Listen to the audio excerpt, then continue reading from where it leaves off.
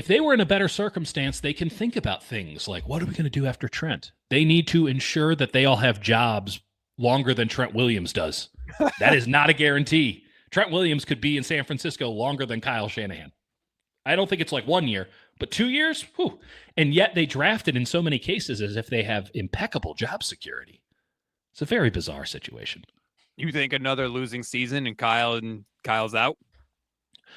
No, I think that another losing season, and it's impossible for Kyle to go into 26 without just nothing but hot seat rumors, and they might sacrifice John at the altar. Because this is another thing, and we kind of got into this a little bit last week. You bring it out in me, Rob. I don't know what it is. Yes. We talked about the Parag of it all. Like, who were the teams that drafted well? I would argue 3 off the top of my head, and there are certainly more. But Kansas City, Philadelphia, and I would say Arizona. Those are my 3 favorite. All 3 of those have a very strong GM, a very empowered GM, a GM that is clearly calling all the shots. That's not to say that he's not taking in opinions and other information and that he doesn't run a collaborative ship, but like how he makes the call. Right. Veach makes the call. Arizona, we know they got their act together. They've been drafting like crazy really well for the last couple of years. And it's because it's like Bidwell, you don't get any say in this anymore. You're not good at this. And I get to call my shots my own way. So Minnesota did a great job. They didn't have any picks, but they did a great job. So I look at those situations and I say, man, first off, they've had a tremendous amount of brain drain from the front office. And now you didn't go out and get guys to replace the guys. You just promoted from within. That's something they believe in very strongly. At certain points, the Peter principle comes into play, though. And the Peter principle is you get promoted to your point of incompetence. I do not like where their scouting department is at. There are other teams around the league that have made it clear to me that the scouting department for the 49ers is not what it used to be. It's not as sharp. And I'll just leave it at this. You can look at some of the people who are running their scouting department and then look at the areas that they were covering when they were scouts and notice how many bad picks were taken from those areas. And I'll just leave it at that. This is not a good drafting team in general. So now I'm looking at the power dynamics in play in San Francisco, and this has always been the case, and maybe it's been a little bit lesser in recent years because everything was so good, Jed wasn't literally in the center of every shot post-pick. By the way, the tweets. Oh, my God, the tweets. So Jed's very involved now. That's usually a harbinger of bad things. So the Jed tweets were so embarrassing to Yes. I was embarrassed for Jed. The fact that he wasn't embarrassed is a big red flag for me on a personal level. I don't care about what it means as the owner. He wants to have a little fun with it. Maybe he's drinking a little bit. I don't know. Using a hashtag in the year 2025, unforgivable. What are you doing? What year do you think this is? He had one good one. There was one good one when before they drafted the offensive lineman. He said, no one has suggested offensive line to me, but what the hell? I was like, all right, that one's good. But that's because no one wants your opinion on the matter, Jed. That's why no one's suggesting anything to you. You have no bearing in any of this. And it is not a coincidence at all that every time they'd cut to the war room camera, who was in the center. I mean, literally, he might have marked the floor. He might have blocked this thing before they started. Right in the center. Right in the center. Everyone come and give me dap. What a weirdo.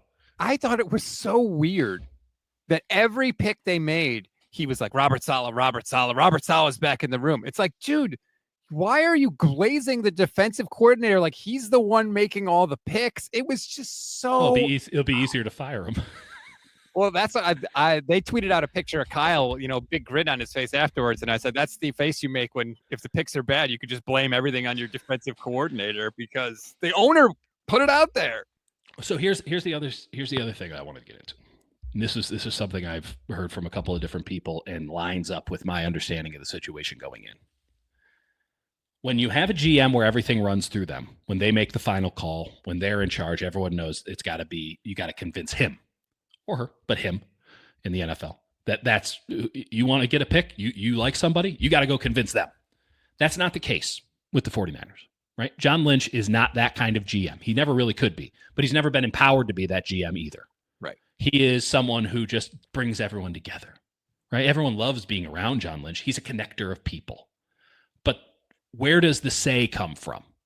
Who actually calls the shots? And this flows through every aspect of the organization. So now you've had a situation where a lot of very talented people, some of which are running teams, some of which have already been fired from running their own teams, have left the building. Okay, so you don't have that institutional knowledge, which frankly a lot of them were inherited, right? Coming back from the Harbaugh era, and then they stuck through it because they love working for the 49ers. A lot of that you inherit. There is no job with better security than NFL scout. I have no idea why this is the case, but they're just you're in and they never leave. You can get promoted and then you fall back down a rung. It is unbelievable how incompetent some of these people can be without even fearing that they could lose their jobs. Every now and again, you hear about a team that completely wipes out everybody, but most of the time you just inherit whomever the team has. So when you don't have a GM that has that kind of oomph and power, that strongman GM, that's okay. Doesn't mean that that's a guarantee of success, but it does lead to a more discordant level of opinion. And when you're in the draft, you need to have #conviction on your picks. What happened in this draft, unquestionably, is that the coaches got to lead the way. This has been the case in the past, but the coaches got to lead the way. And it's not surprising when you consider where the scouting department is right now, that coaches do reports, front office people who stay in-house do reports, and then scouts do reports. Usually, the GM in a good run organization will send scouts out to do a secondary report on a guy that's already gotten an in-house report. And then if they like that guy, then the coach will do a report on all of those guys. And that's how you funnel it down into a more manageable group. I think everyone was just doing reports on their own. John Lynch takes them all in. And then when push comes to shove, I guess we'll go with the guy the coach likes. There's a lot of, and this is what I was talking about with conceptual, there's a lot of, well, Robert Saleh wants his defense to be this.